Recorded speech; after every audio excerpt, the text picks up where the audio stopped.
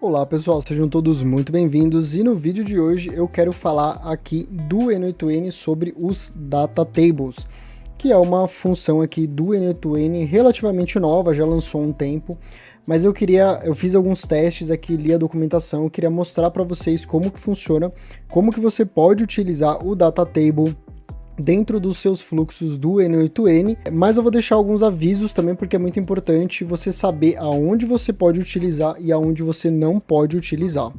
Então aqui basicamente eu tenho essa instalação do N8N, eu já criei aqui um data table de teste, então você pode ver que tem somente uma única linha com o nome, e-mail, e aqui ele cria aqui algumas informações de create at e update at, quando foi criado e quando foi atualizado.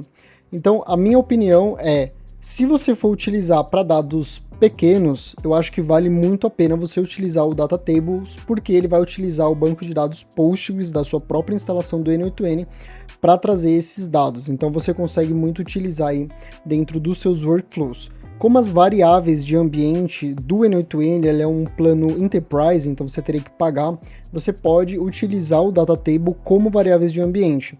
Então, aqui você pode vir. Vou criar aqui uma de teste, então vamos colocar assim, variáveis. Então, por exemplo, um sistema que eu utilizo muito é uma dashboard, que eu mesmo desenvolvi, depois eu vou trazer vídeos aqui também para o canal. Então eu posso utilizar aqui e vir criar aqui, as colunas ou linhas. Deixa eu só apagar essa daqui. Vamos deletar.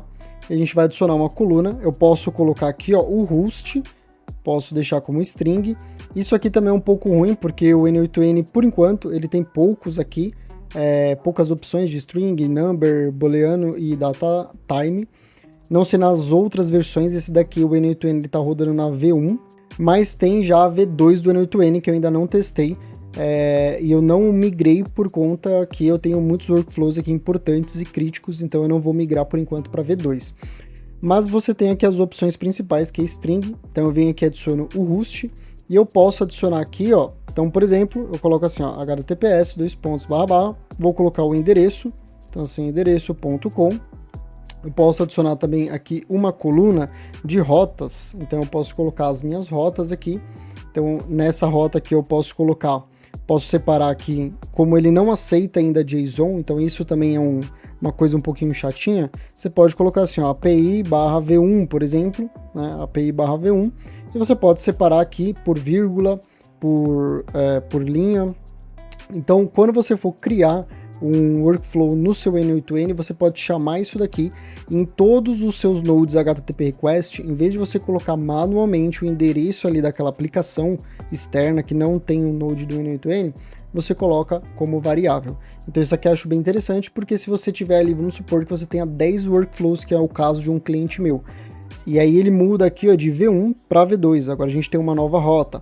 Então eu mudei aqui no Data Table, ele vai mudar em todos os workflows. Então isso é muito cômodo, é muito interessante. Então esse é o jeito que eu utilizo. Quando eu preciso utilizar para registros, eu utilizo ou planilha ou eu utilizo um banco de dados. Então eu vou lá no Postgres e crio um banco de dados, e dentro do NoCoDB eu crio as tabelas e colunas, e por lá eu gerencio a visualização. Mas todos os dados eu gosto de deixar salvo em um banco separado. Então eu subo ali, eu tenho uma instância do Postgres somente para registros, para sair um pouquinho da planilha também. E uma coisa muito importante aqui para passar para você também sobre os Data Tables, então se você não conhece, se você não leu a documentação, ou se, por exemplo, você utilizou um instalador de um host lá, instale o N8N com um clique, é importante você ver se esse instalador está cobrindo algumas variáveis importantes do seu ambiente, como, por exemplo, essa variável aqui, o N8N Data Tables Maximum Size Bytes. Então, nesse caso, o que acontece? Cada data table, ele vai salvar ali, cada instância do data table, ele tem um limite de 50 megabytes. É bem grande para texto, 50 megabytes dá para você armazenar coisa pra caramba, porém, para registro, como eu falei, eu gosto de utilizar diretamente o banco de dados do Postgres, por exemplo, e criar ali via NoCoDB, pode ser Base Row, se você gosta, ou no Supabase, porque são realmente ali aplicações focadas em dados. Então ali você também vai poder salvar arquiteturas em JSON num campo só. Então ele vai ter o campo do tipo JSON e não do tipo string que você vai usar como JSON. Então eu acho que faz muito mais sentido, em vez de você ficar usando para muitas coisas no N8N, você utilizar aqui um banco externo. Mas o Data Table vai funcionar para você. Então dá uma olhada se você tem essa variável aqui no seu ambiente. Se você está utilizando o Self-Hosted, você pode adicionar essa variável e mudar esse valor dos 50 megabytes para aumentar isso daí. Mas também você tem que tomar cuidado, porque isso também vai aumentar o banco de dados da sua aplicação do N8N, se você precisar fazer uma migração, alguma coisa do tipo. Então é basicamente isso. Eu queria mostrar esse vídeo aqui, mostrar o Data Tables, como você pode utilizar. Eu vou mostrar também aqui no workflow como que você pode chamar isso. Então eu vou vir aqui, vou criar aqui um novo workflow e vou colocar aqui o trigger manual e vou selecionar o node do Data Tables e vou colocar aqui, ó, get rows, e vou selecionar aqui as variáveis da minha dashboard. Então eu posso clicar aqui, ó, em step, e pronto, ele traz aqui o host para mim, ele traz aqui as rotas. Então eu posso criar mais de uma rota também, eu posso criar aqui alguns endpoints, eu posso salvar também às vezes um token, alguma coisa do tipo que você vai utilizar aqui dentro.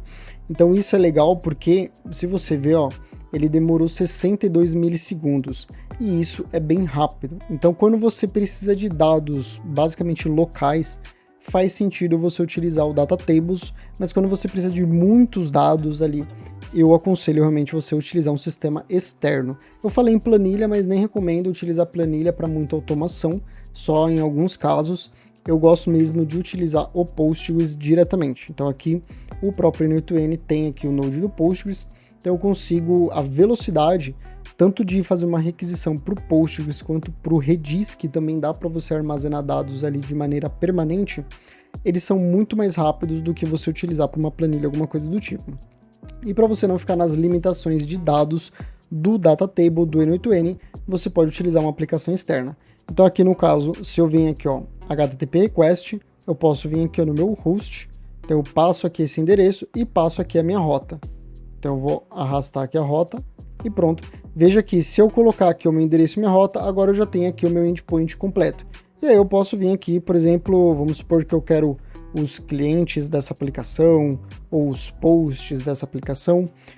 Então, desse jeito, você transforma o seu workflow em algo dinâmico. Então, assim, evite de colocar qualquer coisa que seja manual dentro dos seus nodes, porque geralmente o workflow ele vai ter ali mais de 10, 20 nodes, e se você colocar alguma coisa manual, você vai ter que trocar ali manualmente em cada node. Se você utilizar aqui o Data Tables, então vai ser muito mais otimizado para você. Então você vem aqui, ó, coloca aqui a sua rota dinâmica, e se a gente mudar aqui, como eu mudei de V1 para V2, é só você mudar lá no Data Tables sem nem precisar acessar nenhum dos seus workflows. Então isso eu achei muito bom aqui. Se você não conhece o Data Tables ainda, então utilize.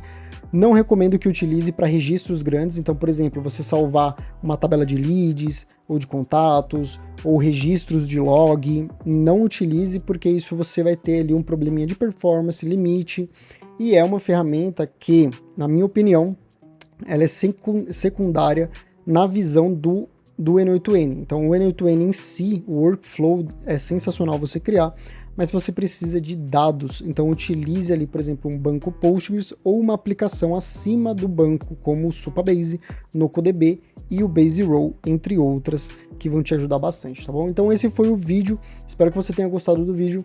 Se gostou, curte, se inscreve no canal, e se tem alguma dúvida ou sugestão, deixa aqui nos comentários. Um forte abraço e até o próximo vídeo.